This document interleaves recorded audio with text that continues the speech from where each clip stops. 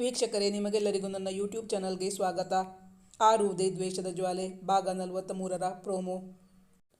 ರೂಮ್ನೊಳಗೆ ವಿಶು ಬಂದಾಗ ಚಳಿಗೆ ನಡುಗುತ್ತಾ ಮಲಗಿದ್ದವಳಿಗೆ ಬೆಚ್ಚಗೆ ಹೊದಸಿ ಅವಳ ಹಣೆಗೆ ಹೂ ಮುತ್ತಿಟ್ಟ. ಈಗಲೂ ನಡುಗುತ್ತಾ ಇದ್ದವಳನ್ನ ಬೆಚ್ಚಗೆ ಅಪ್ಪಿ ಮಲಗಿಕೊಂಡು ಅದಾವಾಗ ಅವನಿಗೆ ನಿದ್ದೆ ಆವರಿಸಿತ್ತು. ಬೆಳಗ್ಗೆ ಕಣ್ಣು ಬಿಡುವಾಗ ಅವಳಿನ್ನೂ ಎದ್ದಿರಲಿಲ್ಲ. ವಿಶು ಅಮೌಂಟ್ ಬರೆದು ಸೈನ್ ಮಾಡಿಕೊಟ್ಟಿದ್ದ ಚೆಕ್ ಲೀಫನ್ನು ಮಿಸ್ಯೂಸ್ ಮಾಡಿದವರಾರು?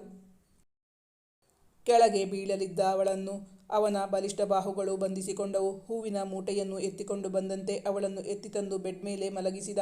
ಆರ್ತ ದೃಷ್ಟಿಯಿಂದ ಅವಳನ್ನೇ ನೋಡಿದ. ಅವಳ ಮುಖ ಬೆವರಿನಿಂದ ತೊಯ್ದು ಹೋಗಿತ್ತು. ಅವನು AC ಆನ್ ಮಾಡಿದ. ಮುಖಕ್ಕೆ ನೀರು ಸಿಂಪಡಿಸಿದಾಗ ಅವಳು ನಿಧಾನವಾಗಿ ಕಣ್ತೆರೆದಿದ್ದಳು. ಈಗ ತಾನೇನು ಹೇಳಿದರೂ ಅದನ್ನು ಕೇಳುವ ಮನಸ್ಥಿತಿಯಲ್ಲಿಲ್ಲ. ತಾನು ಸಾಕ್ಷ್ಯ ಸಮೇತ ಪ್ರೂವ್ ಮಾಡಬೇಕು ಎಂದು ರೂಮ್ನಿಂದ ಹೊರಬಂದವನು ಮನಸಾರೆ ಕಣ್ಣೀರು ಸುರಿಸಿ ತನ್ನ ಎದೆಯ ಭಾರ ಕಡಿಮೆ ಮಾಡಿಕೊಳ್ಳಬೇಕೆನಿಸಿತು.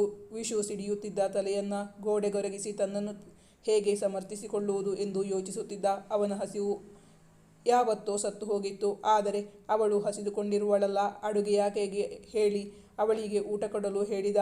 ಬಳಿಕ ತನ್ನ ಚೆಕ್ ಬುಕ್ ಪರಿಶೀಲಿಸತೊಡಗಿದ ವಿಶು. ಕೌಂಟರ್ ಫೈಲಲ್ಲಿ ಹೆಸರು ಎಂಟ್ರಿ ಮಾಡಿದ್ದನ್ನು ನೋಡುತ್ತಾ ಹೋದವನಿಗೆ ಈಗ ಅರ್ಥವಾಯಿತು. ಯಾರೋ ಮುಂದಾಲೋಚನೆಯಿಂದ ತನಗೆ ಮೋಸ ಮಾಡಬೇಕೆಂದೇ ಉದ್ದೇಶದಿಂದ ಈ ರೀತಿ ಮಾಡಿದ್ದಾರೆ. ಈಗವನಿಗೆ ಅದಾರ ಕೆಲಸವೆಂದು ಅರ್ಥವಾಗಿತ್ತು. ಹುಟ್ಟಿದಾಗಿಂದ ಬಲ್ಲವರು, ತುಂಬ ಆತ್ಮೀಯರು ಎಂಬ ಕಾರಣಕ್ಕಾಗಿ. ಹೌದು, ಅದೊಂದು ಚೆಕ್ ಲೀಫಲ್ಲಿ ತಾನು ಹೆಸರು ಬರೆದಿರಲಿಲ್ಲ. ಬದಲಾಗಿ ಬರೀ ಅಮೌಂಟ್ ಬರೆದು ಸೈನ್ ಮಾಡಿ ಕೊಟ್ಟಿದ್ದ.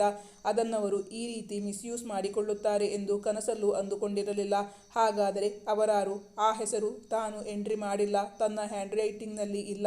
ನಾಳೆ ಬೆಳಿಗ್ಗೆ ಬ್ಯಾಂಕ್ಗೆ ಹೋಗಿ ಚೆಕ್ ಮಾಡಲೇಬೇಕೆಂದುಕೊಂಡಿದ್ದಾನೆ ವಿಶು. ಹಾಗಾದರೆ ಅವನ ನಂಬಿಕೆಗೆ ಮೋಸ ಮಾಡಿದವರಾರು? ಯಾವ ಕಾರಣಕ್ಕಾಗಿ? ಮುಂದಿನ ಸಂಚಿಕೆಯಲ್ಲಿ ನಿರೀಕ್ಷಿಸಿ.